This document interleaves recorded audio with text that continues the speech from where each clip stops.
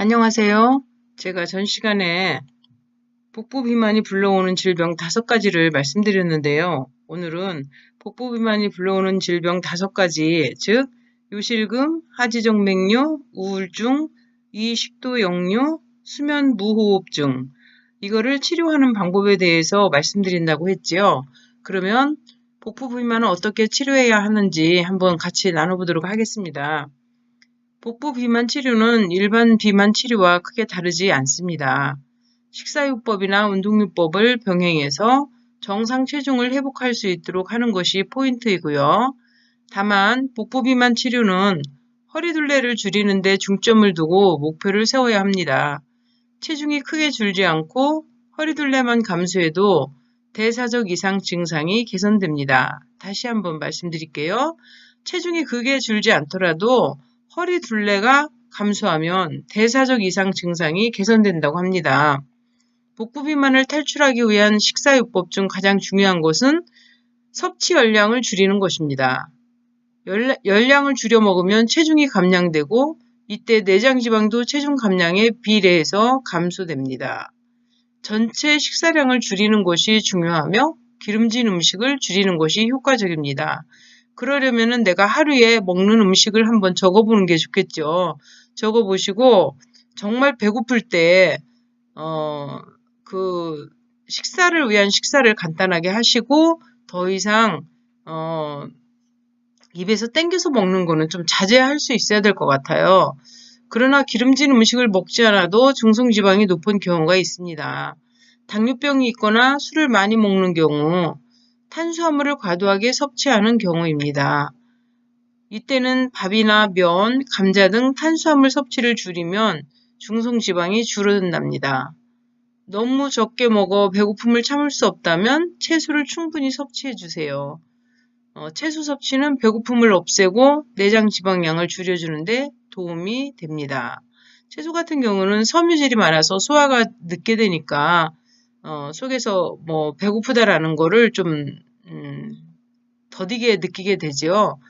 그러니까 탄수화물을 너무 많이 섭취하지 마시고 이렇게 야채 중심으로 드시라는 것입니다. 운동요법으로는 일반적으로 유산소 운동을 하는 것이 좋습니다.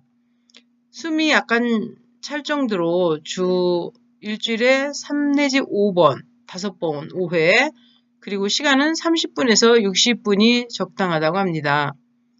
허리 둘레를 줄인다고 반드시 복부 운동을 할 필요는 없고 자신이 좋아하는 운동을 선택하면 됩니다. 많이 활동해서 에너지를 많이 소비하면 체내 지방이 감소하는데 이때 내장 지방이 다른 부위보다 더 잘 줄어든답니다. 자, 다시 한번 말씀드리면요. 많이 활동해서 에너지를 많이 소비하다 보면 체내 지방이 감소하게 되는데 이때에 내장 지방이 다른 부위보다 더 잘 줄어든다고 하니까요. 일단은 많이 활동을 하는 것입니다. 겨울인데 춥기도 하고 미세먼지도 많고 해서 활동하기가 많이 힘들잖아요. 그러면 저 같은 경우는 마스크를 쓰고 아파트 계단을 1층에서부터 꼭대기까지 오르내리기를 합니다. 정 운동을 하고 싶은데 할 수 없을 때는. 그리고 다만 식사요법으로는 근육량이 감소될 수 있으므로 근력 강화 운동을 함께 진행해 주세요. TV 보면서 TV 앞에서 할 수 있는 근력 강화 운동들 많이 있잖아요. 복부 비만인 환자는 근육량이 적은 경우가 많기 때문에 적절한 운동을 병행해 주어야 합니다. 근육량이 줄면 운동을 많이 해도 체중을 감소하는데 아주 힘이 듭니다. 체중 감량 방법은 모두가 잘 아시겠지만 실천이 가장 중요하다는 점입니다. 우리가 체중을 감량시키는 방법은 많이 알고 있어요. 그런데 체중을 감량시키지 못하는 이유는 딱 한 가지가 아니겠습니까? 바로 실천입니다. 실천이 정말 어려운 것 같아요.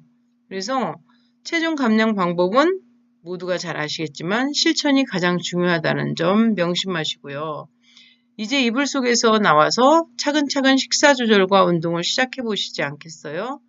비만으로 인한 질환이 발생하지 않도록 건강한 몸으로 잘 가꿔보십시오.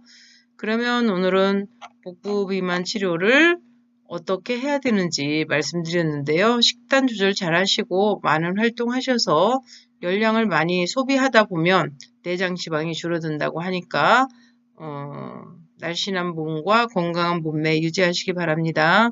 감사합니다. 도움이 되셨다면 구독하기와 좋아요 꾹 눌러주세요.